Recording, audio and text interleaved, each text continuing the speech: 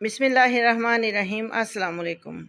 आज जो रेसिपी मैं लेकर आई हूँ वो है काले चने का सालन। और काले चने के सालन को हम सर्व करेंगे वाइट चावलों के साथ, यानी कि ज़ीरे वाले तड़के के चावल जो होते हैं उनके साथ। तो सबसे पहले मैंने क्या किया, चनों को मैं रात को भिगो के रख दिया था। अभी इनको मैं एक कुकर में अच्छे से धोकर डाल चुकी हूँ और उसमें लहसुन डाला, प्याज डाली। प्याज मैंने 3 अदद बड़े साइज़ की ली थी और लहसुन के 7-8 जवे लिए थे और बाकी कुछ लहसुन मैंने मसाले के साथ पीसा हुआ है।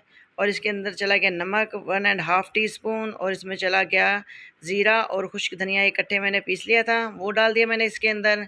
अब जाएगी इसके अंदर सुरख मिर्च यानी कि रेड चिली पाउडर और 1.5 टीस्पून हम डालेंगे रेड चिली पाउडर भर के। और इसके अलावा इसमें जाएगी हल्दी 1/2 टीस्पून और दड़ा मिर्च जाएगी 1 टीस्पून।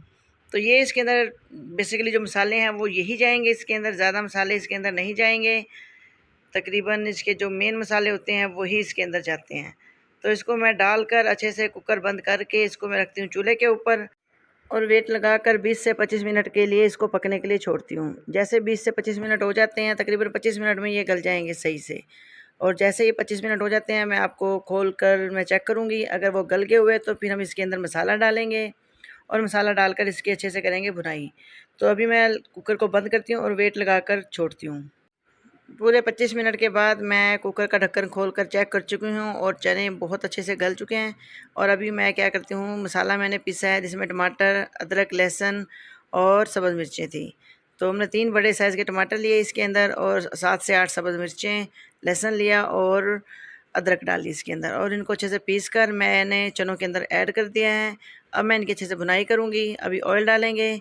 इस बर्तन के अंदर मैंने मसाला डाला था, उसी में मैं तेल डालकर इस चनों के अंदर ऐड करती हूँ। ये देखें जनाब, हो गया है हमारा ऑयल भी ऐड और अभी मैं इसकी भुनाई करती हूँ। इतना इसको भुनेंगे कि ये ऑयल छोड़ दे और तब तक बस इसको भूनते जाना है ढक्कन खोलकर। और जैसे ही ये इसका पानी ड्राई हो जाएगा, ऑयल अलहदा हो जाएगा, फिर हम बताएंगे आगे हमने क्या करना है। तो ये देख सकते हैं जनाब, ऑयल छोड़ दिया चनों ने और चने जो हैं थोड़े, अभी इसको मैं गोटा लगा रही हूँ ताकि थोड़े से गुटे गुटे से हों, क्योंकि इनका शोरबा थोड़ा गाढ़ा गाढ़ा ही अच्छा लगता है। बस इसको थोड़ा सा गोटा लगा कर मैं इसके अंदर पानी छोड़ दूँगी ताकि ये अच्छे से पके।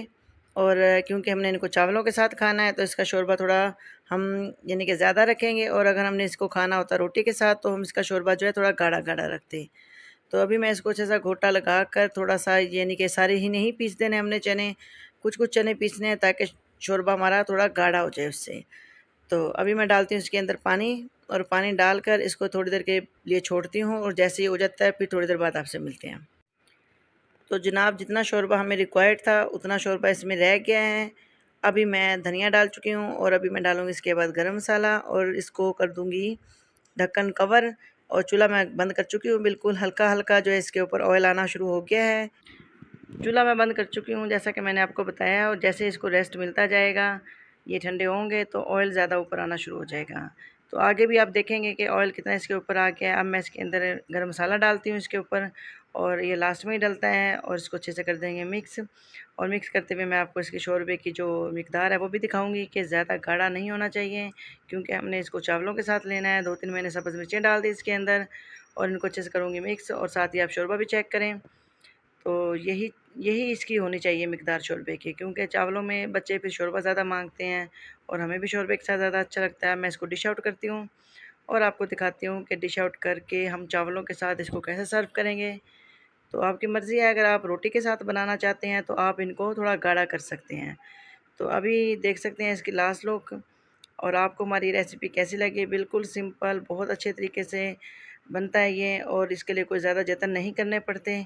और आप भी इसको ट्राई कीजिए। और बॉयल्ड राइस के साथ तो ये बहुत ही ज़्यादा मज़े के लगते हैं। तो हम तो इसको बॉयल्ड राइस के साथ खा रहे हैं। अब आप चाहें तो इसको तड़के वाले राइस के साथ खा सकते हैं, जो लहसुन अदरक का तड़का लगाते हैं वो खा सकते हैं। तो हमने इसको हल्का सा ज़ीरे का तड़का लगाकर इन चावलों के साथ मैंने इनको सर्व किया।